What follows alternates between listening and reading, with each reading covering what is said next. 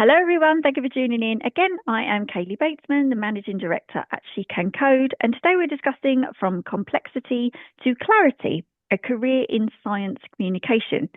I've got the wonderful Dr. Niamh Shaw, an Irish engineer, scientist, and award winning science communicator, whose career has taken an extraordinary turn from academic research to analogue astronaut missions, zero gravity flights, and international space exploration. And we're going to explore a little bit on how Niamh transforms complex scientific ideas into compelling narratives, the lessons she's learned from astronaut training and simulated Mars missions, and why communication is just as important as discovery itself. Welcome, Niamh. I'm so excited to have you on here, by the way. I'm so excited to chat with you. So thank you so much for finding the time to come and have a chat with us and our community at She Can Code. It's a pleasure. Can we kick off with a little bit about you, please? We'd love to hear all about you and how you got into what you do. Thanks very much, Katie. I love coming on podcasts like this because I think we're all trying to learn from each other, really. How did I get into that? Well, that is the $64,000 question. I always had a passion for space. Like when I was a young girl, around 8, it kind of started. Very empowered little girl who knew exactly what she wanted to do with her life, but kind of around my teens, lost a lot of confidence. I was bullied just before I went into secondary school. I don't know if that had something to do with it, but by the time you're filling out your application for college and things like that, there's just no sign of space anywhere near it. So I'm clearly a technical kind of, I have confidence around technical subjects. So I study engineering. I did okay in science in school and in physics and chemistry and things like that. But I remember kind of around that time when I was filling out the application form, just feeling that life got ever so dull. You know what I mean? It was just like, is that it? Do you know, like I wanted a really exciting career. And I remember that sense of, and thinking that it was just that I had to grow up. But Yeah. so I went on and I studied engineering, and I had gone from like being, you know, top of my class in secondary school to being very, very average in college. That was a bit of a struggle, but I think actually in hindsight it was very telling. And again, I thought it was just like, oh, that's just the real world is really boring, and always loved performing. You couldn't get me off the stage like as a kid. I was singing and always in the school plays and everything. And so when I finished my in the middle of my degree of engineering, actually, I nearly left it to become an actor. I spent a summer in London working, and I was working in this call center. And one of the managers, he was an actor, and I was like, "What's it like to be an actor?" And I was dating a guy, and his brother was an actor, and it was just so glamorous. And I nearly left engineering in third year, but I said, "No, I better finish it." So went traveling, and then came back and started my master's in engineering and started to get really interested in acting when I was doing my master's, and applied to acting college, didn't get in, and I was like, oh, I'm just another dream, drop it, knee, forget about it. And then I did my PhD in science in an area related to my engineering. I did biosystems, so it was like environmental and kind of food. Loved, loved, loved my PhD. But then when I went to work in full-time academic research, hated it. I felt so isolated. Ah, Then felt very disillusioned. I felt like what I thought I was going to be doing was very different. And so I ran away to be an actor for a while. And while I had run away to be an actor, I started missing science. And actors and stuff would ask me, like, what does this mean? What does this mean? And so I started explaining science, and I had a little bit of success as an actor. Part on a soap opera, so everybody knew me. And wow.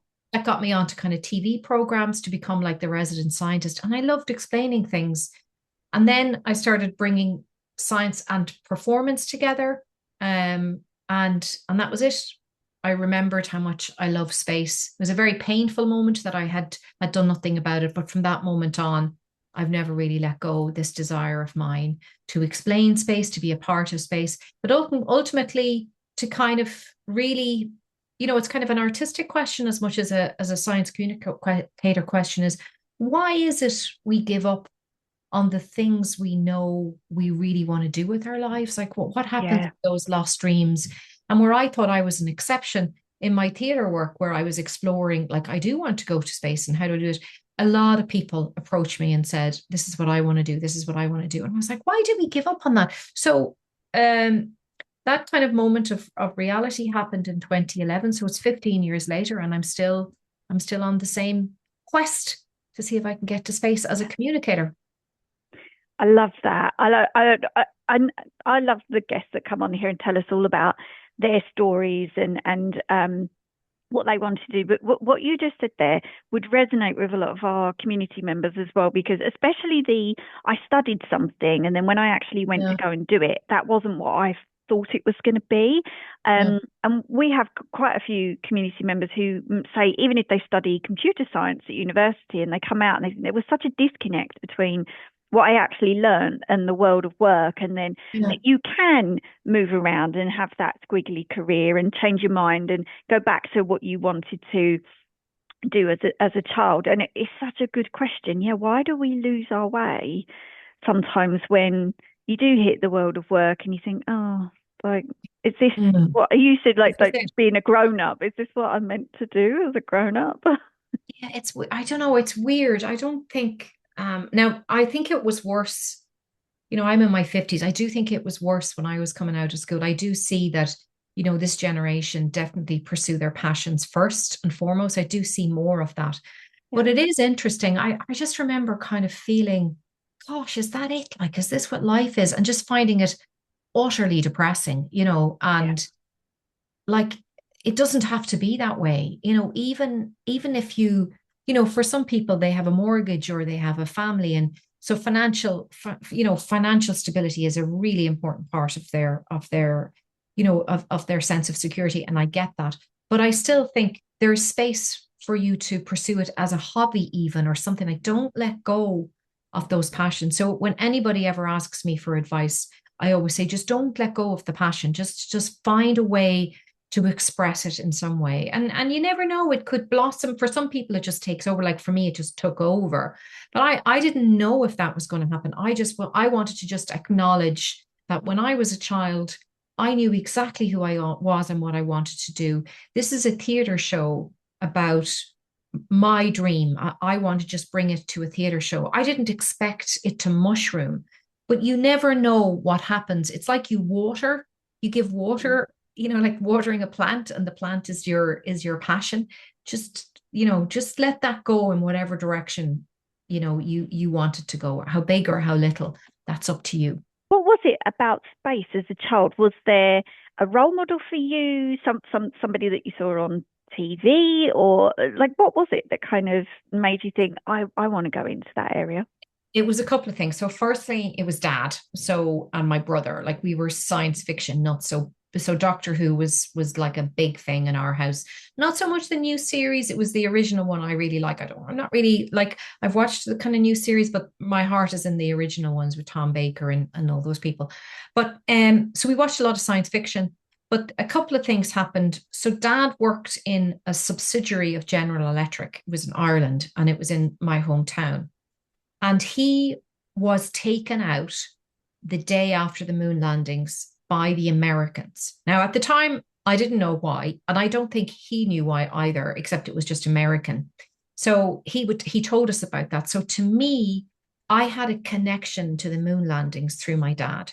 Now, subsequently, as a science communicator specializing in space, I was handed a document where somebody catalogued Ireland's connection to space. And it turns out that at the time, GE, it was called Echo, this subsidiary, were actually providing semiconductor diodes to NASA. So that's probably why they took them out. Ah, So that was like, it's so funny that subliminally I took that in as a child, and it mm, set the tone for me that this was possible. And yet I didn't see anything in my line of sight in my hometown of Dundalk. So, you know, and then the other thing was as science fiction fanatics, we had moved then to Carlow, and my brother, he made his confirmation. We were raised Catholic, and you get money for your confirmation basically. And he took us to the local cinema where Star Wars was on. I didn't know what Star Wars was, but he was like, look, Dave, look. And the cinema was empty. There was no one there. It was a matinee. It was myself, my youngest brother, who was 4 at the time. I was 8 and he was 11. And I can remember him, in cinema seats, like they're kind of they're spring loaded and Yeah. they're really heavy. There was the velvet ones, and he was jumping up and down, look, look, look, look, look. And I remember looking at him going, this is important. This is Yeah. important. And I remember like the credits and the galaxy far, far away. And then the first scene is Princess Leia. And I was like, who is that? And I remember kind of going, oh my gosh, she's so cool, because she was so sassy. And I loved her. And I just loved the world of Star Wars. And then it was like Cosmos, Carl Sagan's program. So there was Yeah. just all these positive influences around science fiction in the home and space. And I think that's really where it came from. Yes. I love that. We talk a lot on here and in our community about role models and visibility. And Yeah. there is, in STEM, it's very difficult to have those female role models that you see and you think, I would like to do that, or I can at least see myself doing that because somebody looks like me in a similar position. And that's so, I think we're getting better. But some of the stereotypes of, in the TV programs have been very outdated in the past. And I think we are getting there. But it really does make a difference who you see as a child to spark passion in Yeah. something. It's so true. Um, And I was lucky in my house that even though mom and dad never went to college, they just normalized that was a reality, like, so they yeah, made that very real. And also because, what we had this shared passion for space and science fiction. And what that does is it makes a career in STEM quite normal, even though, yes, like, so nobody said to me being a girl is, it's going to be difficult for you to have a career. Nobody ever said that to me. Maybe my career guidance teacher said it to me, but in my family, nobody said that. And that's really important. Another inspiration was when we moved to Carlow. So Dundalk was like, we grew up on a street with kids and bikes and, very, very kind of urban. And then we were in the countryside, and it was like a culture shock for me. And so my friends were gone and I loved school. So dad would give me homework every day, and he had, we didn't have much, but they never, it never felt that we didn't have much. He would pay for a book club, and every month we'd get a new chapter of the children's encyclopedia, and that was like Google at the time, any question that you yeah. had. And so he would say to me, why don't you make a comic about your favorite planet, which was Saturn at the time, it's now Venus. And and I was like, okay. And I went through the book about the solar system. And that was the first time I saw the picture of Earth from the moon, which was Earthrise. And that's when it really was embedded. I was like, I can remember kind of going, I'm going to do that. I'm going to see that view in my lifetime. That's what I want to do. And it was just the most normal thing in the world. And then, of course, when you get to be a teenager, you go, that's so stupid. But the lovely thing, Kaylee, is you're so right. Seeing is being. And so I had been saying for years, if there had been an astronaut walking around Dundalk in the shopping centre or something, I would have applied to ESA at the European Space Agency. I would have had a go at it. And so, the work that I do now, which is all about communities and families, making science normal, because that's the house that I grew up in, regardless of what their influences are up until that point. I managed to bring a European astronaut to Dundalk as part of Science Week last year, Rosemary Coogan. Oh, And I got so excited thinking about, well, they're not going to have to suffer what I suffered because they've just met one. And she yes. signed, I got all these pictures of her, and she signed every single one of them. And from evaluations and stuff, some of the girls now have them on their walls in their bedrooms, So we have smashed that one for my hometown. Seeing Yeah. will be believing. I love that. Yeah, because she would have inspired so many young girls to Yeah. Yeah. consider a career in that area as well, at least spark an interest Yeah. in that area. I love that. Um, and so you began your career in academic research, but then you moved Yeah. into the creative arts, Yeah. as you mentioned. What was the moment, though, that you realised that science communication was going to be your thing rather than scientific research itself? Um, And how did you realize that that was going to be the place where you'd make the biggest impact? So it was a number of things. It was, when I was a postdoc, so I'd done my PhD, which I loved. I really loved the PhD. But when I went into research, I was utterly bored. I mean, I thrive with people. I'm a born communicator and always was. I was always writing, loved connecting. I loved giving talks. I used to get awards for giving talks, loved being in the debating society in school and everything. And I just felt really isolated in research. I also, power has never been something that I chased in my career. And it felt to me that in academia, in order to kind of stay the course, you have to, power has to be a driver for you because it's all about the hierarchy, right? It's all about, getting funding and then getting a lecture job. Then like if you're not motivated by power, that's not interesting. Yeah. And so I was lost really. And I thought it was just Ireland. I thought it was just the university itself. So I applied for at the back of the New Scientist magazine. I'm sure lots of people listening to the podcast know this. There's jobs. And there was a job advertised for the exact area that I completed my PhD in New Zealand. And I'd always loved, like I'd spent a summer in Australia. No, I spent a year in Australia in a gap year between college and getting my first job. And it was for exactly what I had. It was in edible films. That was what my research was on in my PhD. And so I went to New Zealand, had the interview. It was the top of the South Island. It was surrounded by national parks. It was stunning. But I was on my own at the time. My marriage had broken down and I was on my own and I was just still kind of coming out of that. And so I decided I wanted to do one play that was really difficult to me. And in the midst of rehearsing that play, I went, I don't actually want that job. I don't actually want to go to New Zealand. I just want to change. And that's when I started looking into acting. And the first few years as an actor, I didn't tell anyone that I had like 2 degrees in engineering and a PhD in science because I was so embarrassed. And I was Wow. especially again, I was so embarrassed, like, what's wrong with me? Like, I'm flitting all over the place. And then I came across one theatre company. They were very progressive and they loved the fact that I was this, I had this depth of understanding how to kind of explain, you read a paper and you understand immediately what that dense language is. That's something that I really perfected in all those years. And so they were like, this is brilliant. Like, so you can bring that to the arts. And I realized in the rehearsal room when somebody would say to me, why is the sky blue, Niamh? How do tides work, Niamh? Or, the way, because at the time, particle physics, they were the Higgs boson and everything was coming out. And I did a bit of reading and I realized I had this aptitude to explain. But not only that, I had this aptitude to kind of make it relevant to everyday life. So I was very good at analogies and kind of personalizing it. And in that first show, that was the first time I flexed that muscle and I really liked it.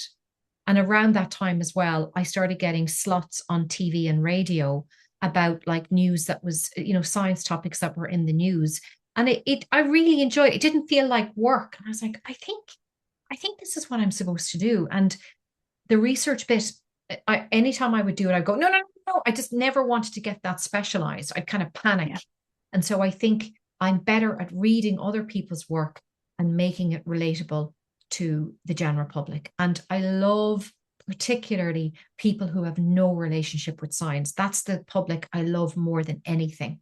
And I've kind of based my career around focusing on bringing science to those people, particularly families, and particularly families who have no confidence around science and changing that. And that's what my Project Town Scientist is all about. I love that. I think it's as well, once you've been in work a little while, when you first get into work, you think, well, I have to get a job. And I Yeah. almost don't care what that job is, but I kind of get in, we want to get in, and you have to follow like a traditional path, and you have to then think about whether or not I want to manage people or not manage people. And that's kind of where you think you're heading. In tech, we always say a lot of ladies seem to think that they have to head for like the chief executive that gives a speech at a conference and she's got the beautiful blowout with the Chanel necklace. And that's what I'm meant to aspire to get to. And actually, Not a lot of people want to do that. That's fab for those ladies that do get there. But you reach this moment in your career where you think, actually, I don't have to do that. Or actually, what are my strengths? It's almost like taking a moment to just breathe and think, actually, what am I good at? What do I want to do? Not necessarily the next step in that company or where I think I'm meant to be pushed. And it takes quite a few years in work actually before you take that Nobody breath. tells you, Katie, right? Nobody No. tells you. I was the same. I kept waiting for it to drop, as I'd say. I kept waiting to be that person who enjoys wearing high heels, has their nails done, and keeps swishing keys. Like I had this thing about keys, and I go, and handbags. Like I don't have a handbag. I have a rucksack. I have never, anytime I have a handbag, I feel like I'm pretending to be someone.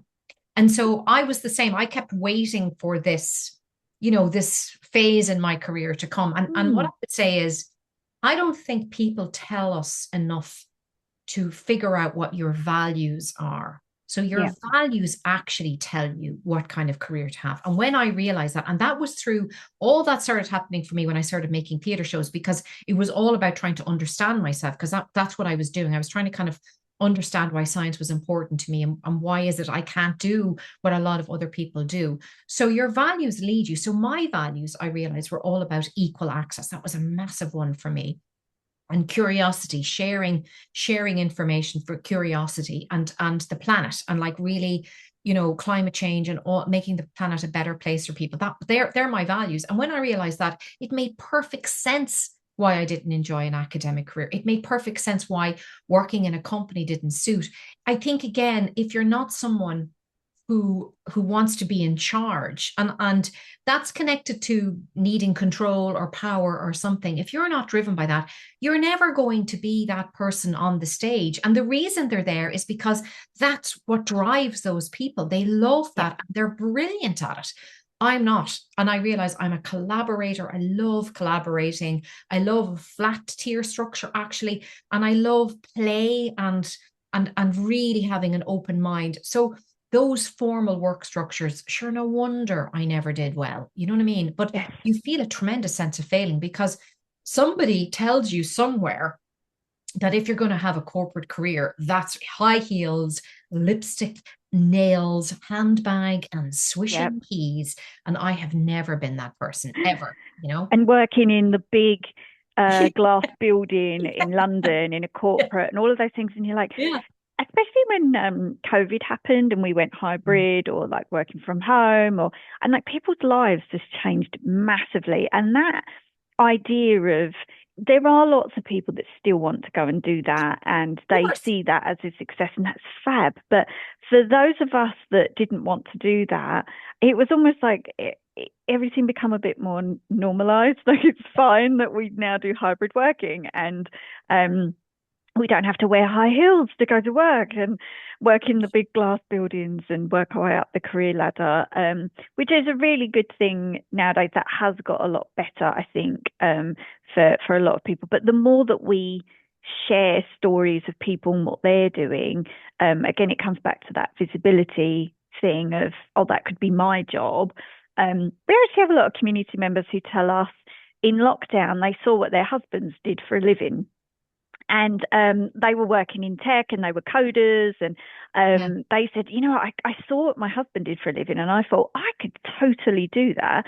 So they retrained in computer science. And I had one lady, she used to be an academic, she was a teacher, and she retrained and she's now a developer at Marks and Spencer's because her husband was doing something similar. She was like, but I could work from home. I could do that. Like, I need that work life balance because we've got children. And it's just great when you see someone else do Yeah. something and just opens Yeah. your eyes to what you could Doesn't it? do. Yeah. It shows you, because there's this mystery. Everyone thinks, I mean, I do think, TikTok, and I do think this current generation have really smashed those stereotypes for so many of us. Yeah. And you're right. I think seeing how people work, you're going, oh, I thought it was, and you're going, it's not that. And I thought like a successful career would be somebody who had who had a personal assistant to go, get me Zach Leotard on the phone, stat, and give me four of those, give me that, and it's just like, that's not what it's like at all. And I think my time in the arts really helped me kind of unwind those stereotypes for myself and realize like I am this hybrid of a person that really wants to humanize science. And rather than feeling embarrassed about it, I started going, actually, this is my superpower. And I always say to people early on in the career, the thing that you the thing that you're most embarrassed about, the thing that you think like, why can't I be more?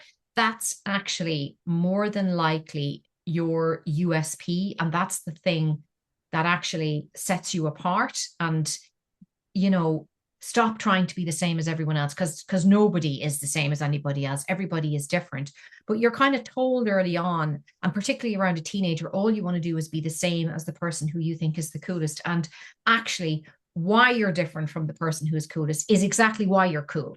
And Yeah. the quicker we learn that, the more the kinder we are actually to ourselves, and the more we'll actually develop more fully into the person I think we eventually become. But it kind of gets stunted in your late teens, early 20s, Yeah, it does definitely. That being kinder to yourself is something that unfortunately you don't realize until you do get a little bit older, and then suddenly you're like, oh, I almost feel sorry for the person that I was when I started work, Yeah. and the things that you did try to hide about yourself, but can't go back in time and change those. We do get there eventually, Yeah. as you Yeah. said.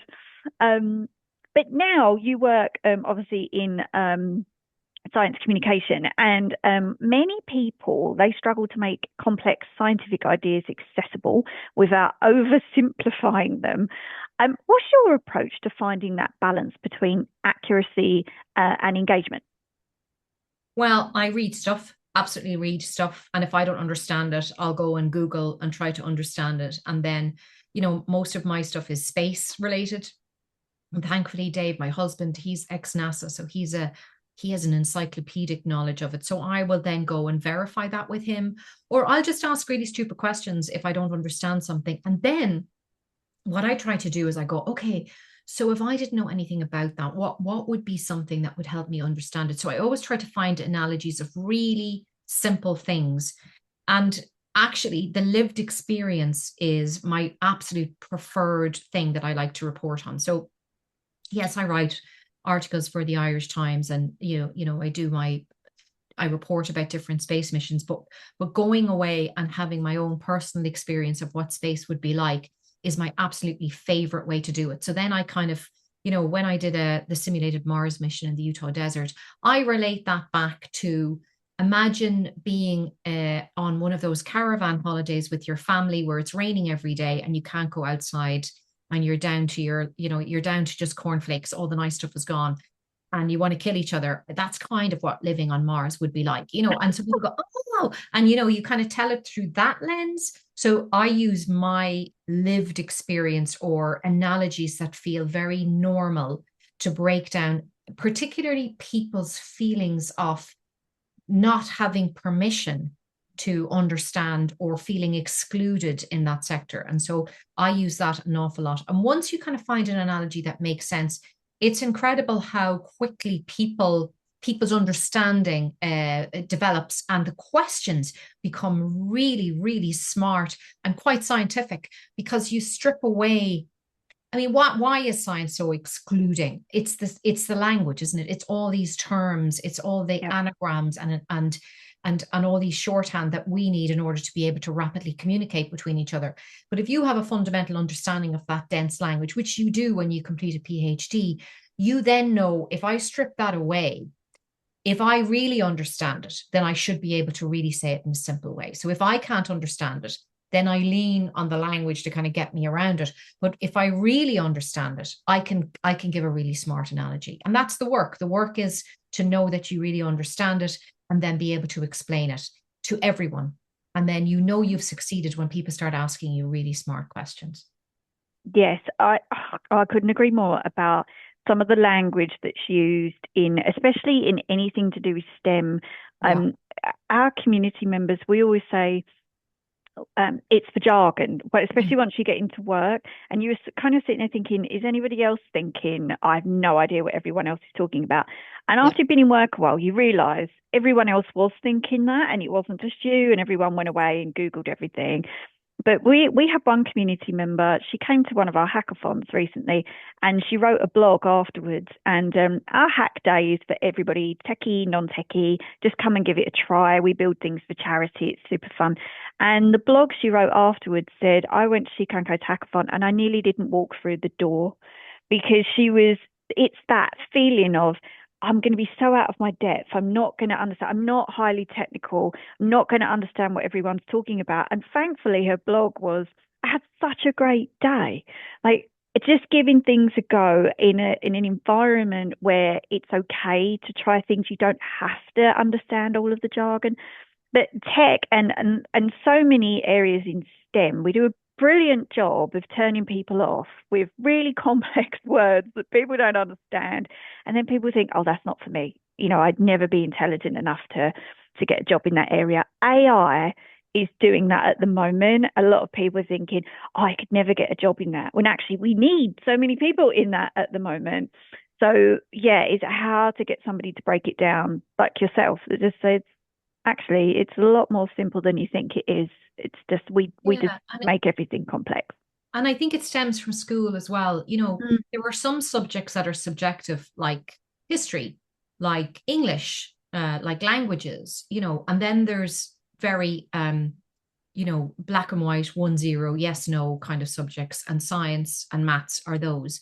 So I think, there's a fear in those subjects that if you get it wrong, there's a sense of failure around that, right? Because, Yeah, when you get your maths results back, there's no, it's either right or wrong, and you rarely get marks for trying or whatever. And I think that mentality of like you have to understand everything or you're going to fail, that sort of there's an ether around the STEM subjects about that, and it's very important to kind of shake that off and go, it's not actually about the right answer. It's actually about your path of understanding something. I gave grinds to my niece a few years ago, and she was so terrified about maths. And I go, okay, all right. So imagine you're in a room and it's kind of foggy and you're trying to get to the door.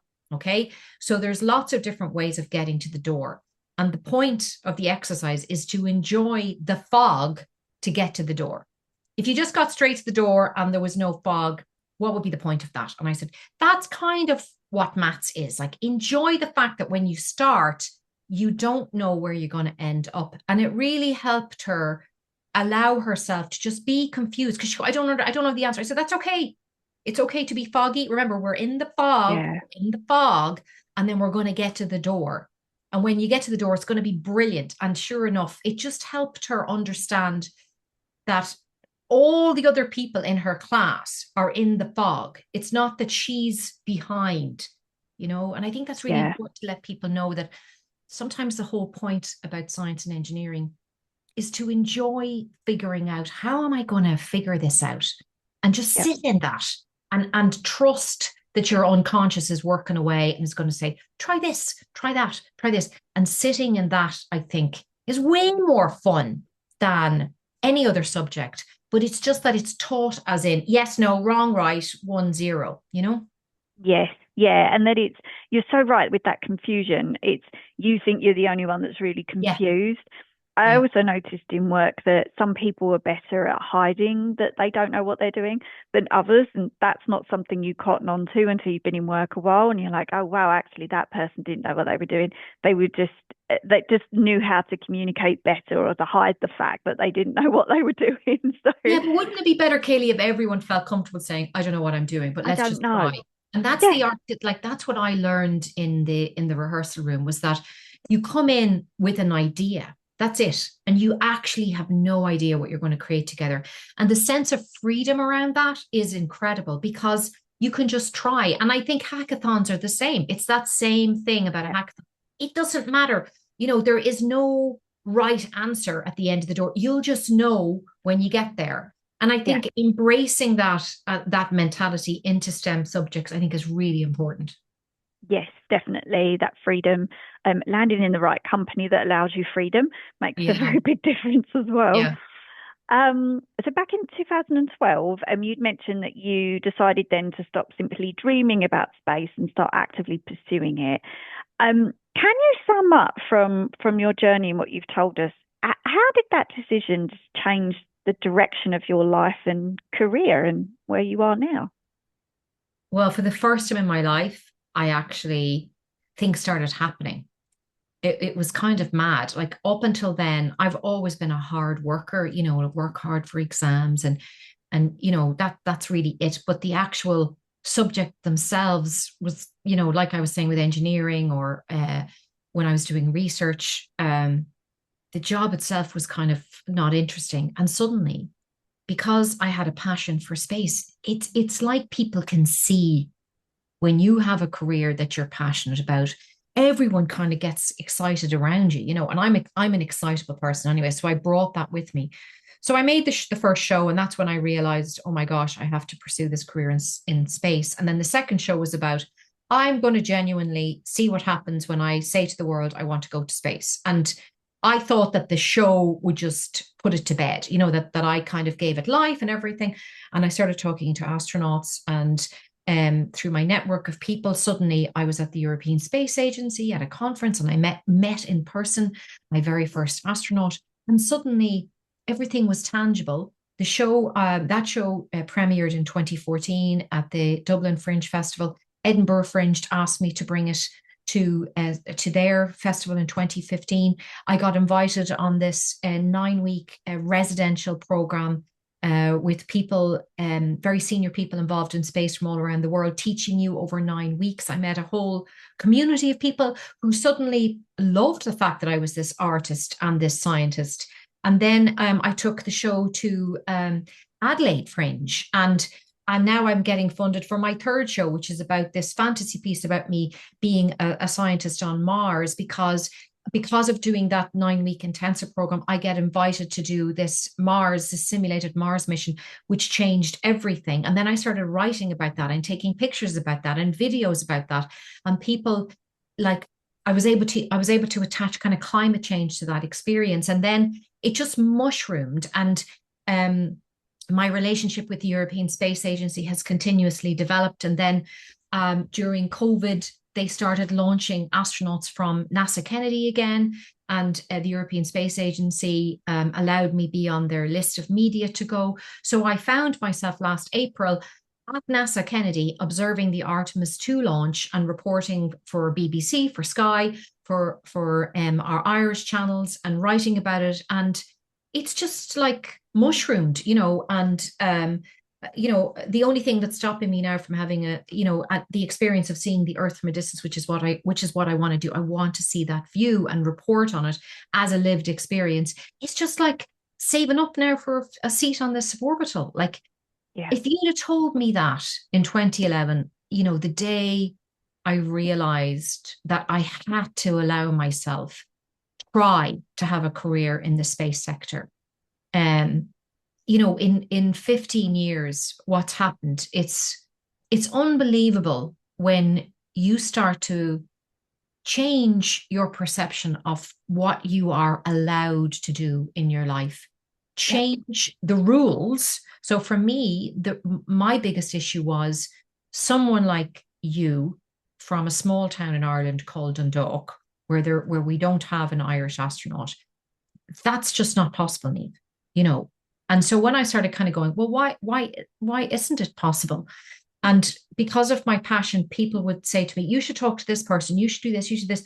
Suddenly a path kind of appears. And it's not like you know how you're going to get there. It's just that you have it in your sight. You have your objective in your sight. And so because of that, everything you do kind of gets woven into the fabric of that. And Yeah. yeah, and the piece that was always kind of uncomfortable for me about that was like it just felt really egotistical about I want to go to space. It just felt like what's that about me? Because I've never been somebody that chased power or ego. It's like what, why? And then I realized it was because I want to share it. I want to experience it so I can kind of break it down and make it feel like the way I made the Mars mission feel. Like if I can do that, because astronauts talk about how that view of Earth from a distance profoundly changed their understanding of the rules of life and that we're one species. There's no countries, there's no borders, all these factions that we have. It's kind of a dysfunction of what it is to be human, that you see that bigger picture. And astronauts are so incredibly capable and kind of like superheroes. We don't see them as vulnerable people because they just go up and, like what you say, they pretend that they feel safe. They pretend they don't feel sick or that they've got a headache or whatever. But I wouldn't. I'd be like, oh my God, I feel, like I would give everything to it. And so I like if I could do that, I really believe that is what everything has been about. And somehow at the age of 8, I planted that in my head. And I knew I had to do it. And at the time, even at 8, I was like, it's not about being an astronaut. It's about that. I want to see that. I have to see that. And so it just slowly shifted. But the biggest part of it is to be kind to yourself. Like, so the thoughts that we have, we would never say them to somebody else, but the things we tell each other are incredibly cruel. And what I was saying was, someone like you, Niamh, you don't get to do that. Anyway, who do you think you are? Like, why would you be picked, or why would somebody give you that opportunity? And you have to say, actually, anything is possible in your life. And if anything, the statistics about space and the distances and how incredibly unique it is to be alive and to survive in this like just this mass of particles, and that your particles decided to form you, and you're alive for such a short period of time. Waiting for permission is kind of insane, and thinking that somebody's going to come along and give you the opportunity is also insane. You just got to hustle, and don't be worrying about what people are thinking, because when you're on your deathbed, hopefully you live till 80 or 90, you'll have regrets about the things you didn't do. You will not regret the things you tried to do. And I had to work really hard on giving myself permission for that. But it's been an extraordinary life. So sharing, what I realized was it was rooted in my values, which is about sharing my joy of learning and my curiosity, and finding an outlet for that, which is what Town Scientist is, was the piece that was missing. And once I started kind of doing that around 21, 22, like 2021, 2022, I got more comfortable with allowing myself dare to want to do that. Yeah. And I wonder when those voices do start creeping in when you're younger, where you start thinking, actually, I can't do that. Even if there's people around you. I mean, we always say find your network and find other people that are almost, your cheerleaders. But those voices, they creep in at some point, and by the time you are going to university, they might change what you study and what you think is realistic for, what your career should be. But like you said, just ignoring them, or at least, thinking, I wouldn't say that to a friend. I wouldn't say those things to a friend. So why do I say them to myself? And just to think, what would I say to a best friend? Makes such a difference. And what I realized was, so when I got to go to the European Space Agency, I met Irish people, and I was like, how did you do it? Like, they were older than me. I said, how did you do that? Like, because I couldn't see the European Space Agency. And what they did was they wrote to somebody, particularly at NASA, who wrote back to them, or they were a family that went on a holiday to America and they visited NASA, or they had an aunt or uncle living in it, or they had a teacher who said, you look like somebody who has an aptitude for space or something. So just none of those things happened to happen to me. But they're really important that you reinforce people's dreams. Like it's really important to say, of course you can. And so many people have come to me and said, I really would like to do that. And I said, so what's your problem? And they start laughing and they go, it can't be that easy. I said, it actually is that easy. I am telling you, you have permission to do this. So how can I help you? Let me see if I can introduce somebody. And just even I got a message yesterday from somebody actually who contacted me when she was doing our state exam, the Leaving Cert. It's kind of like your A levels or your senior ones. Yeah. And Yes. she really wanted a career in the space sector. And I said, and she goes, is it that easy? I said, yes, of course it is. Just what's your problem? And I kind of helped her with a few things. And she told me there that she's after getting a placement in some space company and she'd love to meet me. And I went, brilliant. So you've got to verbalize it. You've got to tell Yeah. someone. You've got to write a letter to somebody who's out there because I promise you they'll write back because nobody will quash passion. Yes, exactly. And people love to help is the other thing that Yeah. we've found with our mentoring program that people think, oh, going off and finding somebody to support me and help. Yes, they're out there. People love to help people, and they want to share, what they went through and support somebody else. And it is just a case of asking sometimes. Yeah. Yeah. Absolutely. And so now you obviously you combine a few things: science, storytelling, theatre, public engagement. Why do you think stories are such a powerful tool for helping people to connect with science? Because I think everybody knows what a story is. It's so funny because I teach communication coaching sometimes to, early researchers and academics about breaking down that dense language into something relatable. And story is the thing I kind of teach them more than anything. So it's been shown that, anthropologists will tell you no matter where you go in the world, all communities love stories. And from a very young age, we love stories. You love to be read a story at night, or you loved if you're lucky enough to have access to a library or to have been introduced to books as a young child, you're chasing the story. And television uses story, documentaries use story, even news items use story. Really good news telling has a story, and they'll talk about that. And as a writer, it's like, what's the story?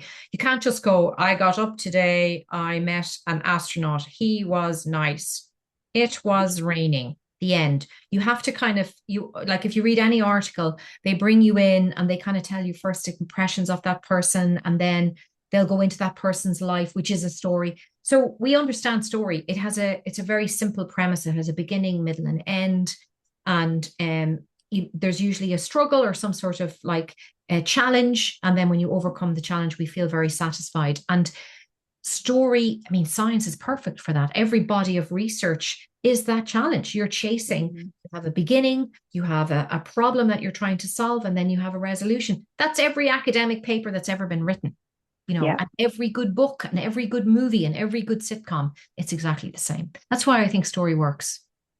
Yes. And finding that story sometimes where that helps people just think, actually, that's not as complex as I think it is. Yeah. There's a great story in there that I can actually connect with.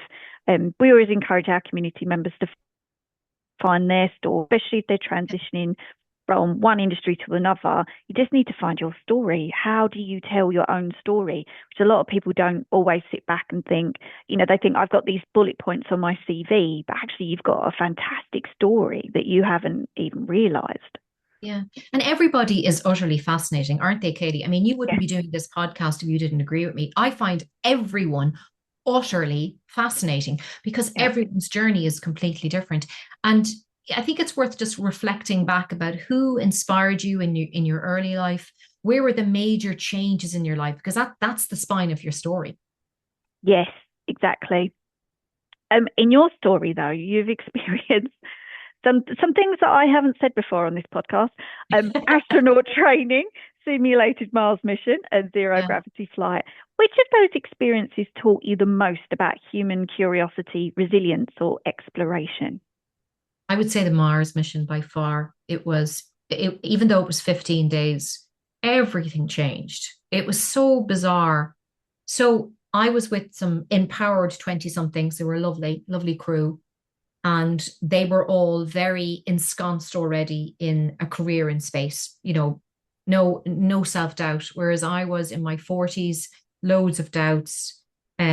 I had never done a field trip before. These are all people that their research is in the field, so they're used to kind of getting samples outside. This was all new to me. There were geologists, astrobiologists, and we just spent 15 days in a research facility that was built for purpose for Mars research and for kind of journaling in the Utah desert. And we were cut off from society. There was no infrastructure there whatsoever. We had solar powered, we were given water, and we were given food. And there was no personal space. I had a tiny, tiny room. I couldn't bring anything really of person. The only space I had in my case was for my equipment, my camera equipment and stuff, because I was there to write and report about it. And I had like two pairs of trousers and four tops. And these, like when you're in a caravan holiday, in a small space, you can feel people's moods very quickly. So everything magnified really quickly. But every time we went outside, we had to wear a suit. And so when you do that, it's really cumbersome and dangerous because your center of gravity is off and you have to communicate by radio and you have to drive these little ATVs to go and get samples. And you have to slow everything down in order to stay safe. Because if you fell, you'd really hurt yourself and you had to take care of each other. The day would just be packed with things that we had to get done. So you had to really park. I'm tired, whatever. You just had to keep going.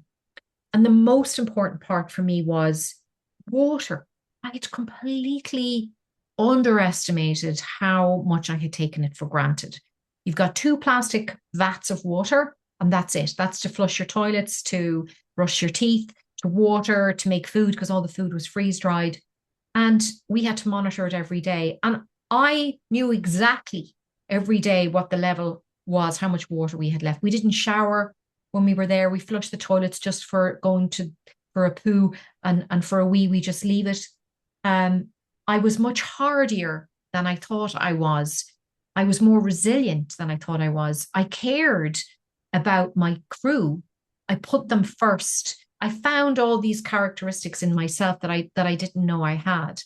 But my appreciation for our planet, it just, after about 5 days, I just was like, God, we don't need money here. The only things that matter are water and each other.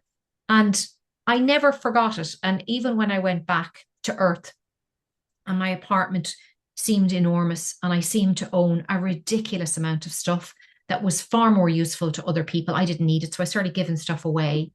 And I completely changed the way I bought clothes, the way I stopped being a consumer. I completely detached from that need for stuff because I loved the freedom of Yeah. of just like, I have enough. I have enough food. I have enough water. I'm challenged mentally. I know what my purpose in life is. This is kind of all I need, really, and my friends and family, obviously, and my loved ones.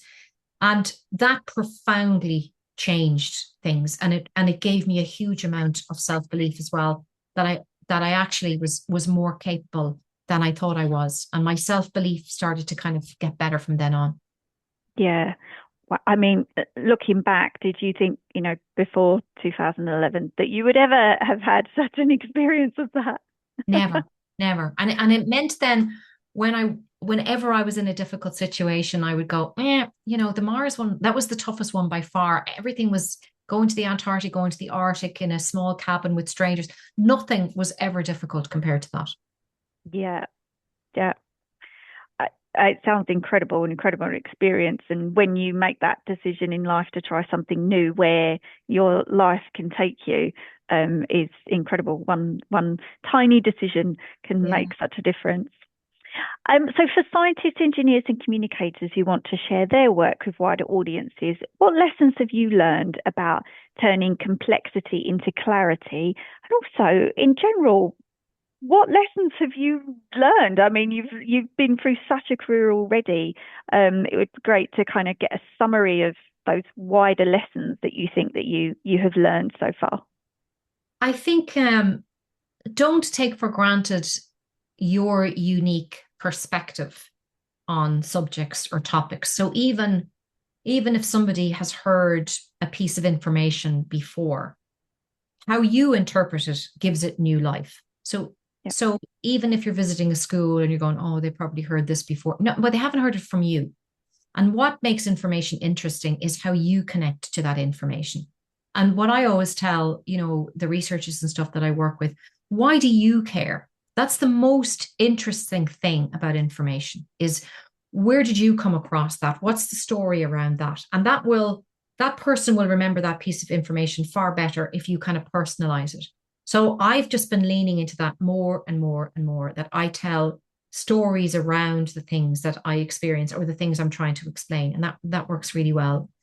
I think if you've been lucky to have had an opportunity to go to college, or to have an opportunity where you have access to lovely technical information, there are so many people out there that haven't had that opportunity. And, people call it privilege, or they call it, social mobility, whatever you want to call it. I feel very responsible to share with other people what I've experienced, and hope that it breaks down, at least for one person in a room every time I speak, whatever barriers they have to thinking that they're not smart, or that science isn't for them, or that maths isn't for them, or that they're not smart enough to understand something, that they realize that they are. It's just that the method of the way they were told the information the first time just didn't fit for them. It's important to encourage people to go on a journey of learning. It's really Yeah. important to keep being curious. And it doesn't stop with your GCSEs or your A levels. It doesn't stop with your degree. I think pure life satisfaction comes with fueling your curiosity. So whatever that passion is, it doesn't have to become your full-time career if you're not in a position to do that, or you don't want to do that. But it's really important to keep fueling your curiosity, and also encouraging other people to fuel their curiosity, because sometimes people think they're not allowed or they can't. Just saying yes to somebody can actually really, really help. And then lastly, I would say, if you think about your legacy, what is it that you want to do that will positively impact the world? So for me, it was about my town scientist project. The thing about going to space just didn't sit with me, because I felt I wasn't giving back. So how can you give back? How can you shift that dial in encouraging more women to have a career in STEM, or anything basically, or any minority groups? What can we do to level the playing field? And if that's not your passion, then what legacy are you going to leave? Because just being yourself and talking about something from your perspective is absolutely fascinating and very, very valuable to the community. Yes, I couldn't agree more on and everything that you said, and it's something that we try and advocate for our community to find themselves throughout their Yeah. career, and find that story and tell that story. And that's what, so we work with lots of employers that want to hire a more diverse workforce, and being your authentic self and finding out who that is, that's who our employers want to hire. They want you to be different. And then getting to that point in your career where you think, well, what am I actually doing now? What is that legacy? That is the turning point as well, where it becomes not just you moving through your career, but how can I give back and help other people Yeah. that have been through those struggles as well. I couldn't agree more. Yeah, yeah. And I think it's very rare for people to have, oh, I got so much in my A levels, then I studied this, and I've spent my whole life in this one job. I just don't, they're a minority. So you Yeah. will have a squiggly career, and actually you're far more interesting if you have a squiggly career, because there is a thread through all of it. And it'll take you maybe till your 40s or your 50s to figure out that thread, but there was actually a line. You just can't see it. You haven't seen it yet. Yes, Yeah. definitely. Um, Niamh, we're already out of time. I could keep Yeah. talking to you on this topic because it has been an absolute pleasure picking your brains today. So thank you so much for joining us and spilling the My tea. It's been a pleasure. pleasure. Thank you, Kaylee. Thank you. And thank you for everybody listening. As always, thank you so much for joining us. And we hope to see you again next time.